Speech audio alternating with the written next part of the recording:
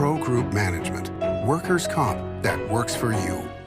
You're watching 7 at 7, powered by the Las Vegas Review-Journal, the largest news team in Nevada. Clark County's district attorney is calling for stricter penalties after a high school student died in a crash. We have the details. Thanks for joining us on 7 at 7 tonight. I'm Lena Bleetz. We begin with top stories. The Clark County District Attorney is calling for stiffer penalties after a man was charged with DUI and reckless driving in a crash that killed an Arborview High School student. 37-year-old Keenan Jackson appeared in court Tuesday. He's accused in connection with the crash that killed 18-year-old Mackenzie Scott. DA Steve Wolfson spoke to reporters after Jackson's appearance. The possible penalty in these kinds of cases is insufficient. What we're doing so far isn't working. We're having too many of these cases almost every single day here in Las Vegas.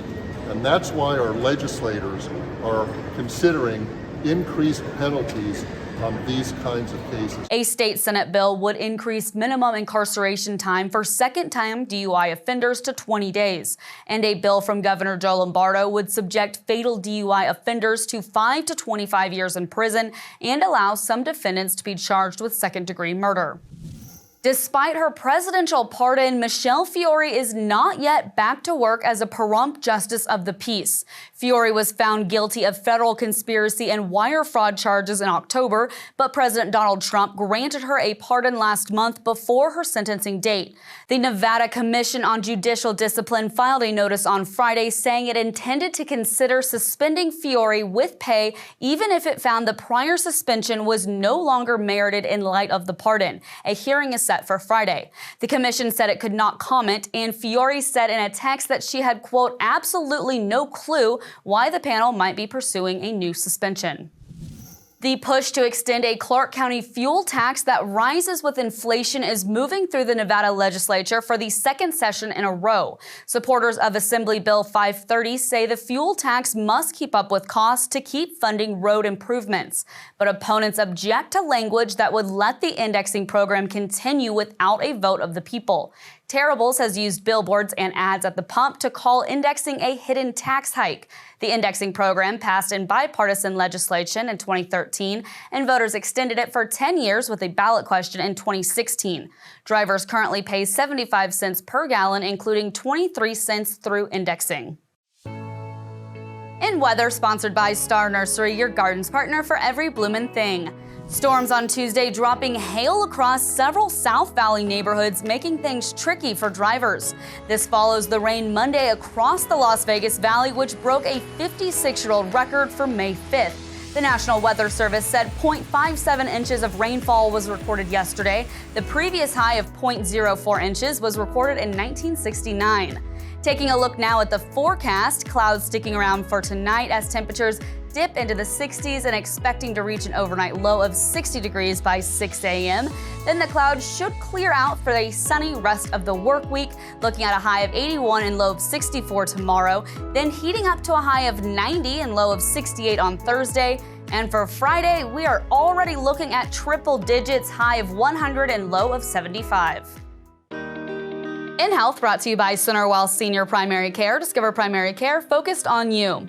An illness linked to frozen oysters from South Korea has been reported in Clark County. The Southern Nevada Health District says it's investigating cases of acute gastrointestinal illnesses linked to frozen half-shell oysters from South Korea that were shipped to restaurants. 5 Clark County residents reported getting sick after eating oysters associated with the investigation. The district says symptoms of the illness include vomiting, diarrhea, nausea, and stomach pain. The oysters were not shipped to grocery stores. You can learn more about the investigation at southernnevadahealthdistrict.org. In business, brought to you by G-Bank, your best banking experience ever.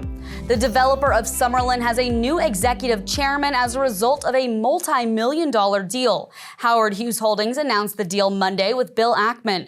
His investment firm Pershing Square Capital Management agreed to buy 9 million newly issued shares in the developer for $900 million. LVRJ business reporter Eli Siegel tells us more. Hedge fund tycoon Bill Ackman has boosted his ownership stake in Howard Hughes Holdings, the company that develops Summerlin.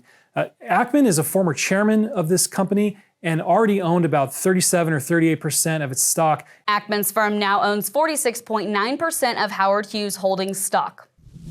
After filing for bankruptcy over a year ago, Joann Fabric and Craft Stores will be closing its 2 Las Vegas area locations this month. The company says the stores at 651 Mark Street in Henderson and 2160 North Rainbow Boulevard in Las Vegas will be closing by the end of May or until supplies last. In March, the company announced it would be closing all 790 locations nationwide.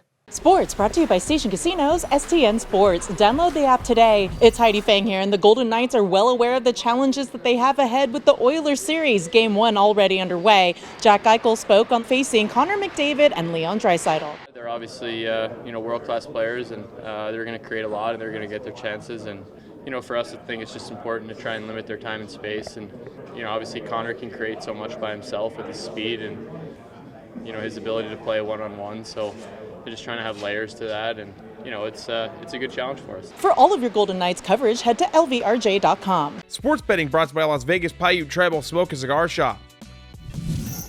The quest for Lord Stanley's Cup continues. I'm Dominic DeVois with your sports betting update. Round 2 of the NHL playoffs continues with a pair of games on Wednesday. The Florida Panthers are favored by 1.5 at BetMGM in Game 2 against the Toronto Maple Leafs. Florida is minus 140 to tie the series at 1 apiece. The total for that game is 5.5 goals, with the over listed at minus 118. And in the late game, the Dallas Stars are favored by 1.5 in Game 1 against the Winnipeg Jets. The total for that contest is 5.5 goals, with the over listed at minus 120. Winnipeg is listed at plus 105.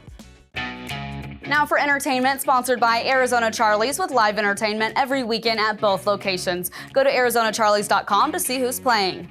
A museum in Las Vegas Arts District is closing its doors. LVRJ entertainment columnist John Katzlamidas has the details. The Burlesque Hall of Fame, a staple in Las Vegas since 2006, is closing its doors in July. This was announced by Executive Director Dustin Wax on Monday morning.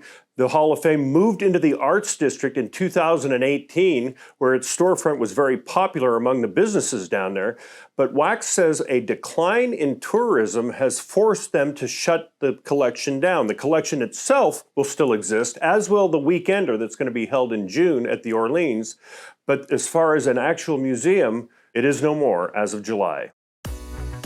In your 7 at 7 lifestyle news, Boulder City welcomes a big crowd to Bicentennial Park for the annual Spring Jamboree Festival. There were plenty of activities for everyone at the weekend event, including a hot rod car show, live entertainment, food vendors, and the Southern Nevada Gem and Mineral Society show. The Jamboree is the primary fundraising event for the Boulder City Chamber of Commerce. The festival has been held in Boulder City since 1977. Thanks for watching 7 at 7 tonight. Watch 7 at 7 twice a day, Monday through Friday, and search Review Journal to follow us on your favorite streaming platform. See you tomorrow morning for more 7 at 7. Review Journal Studio, sponsored by Knock the Injury Law.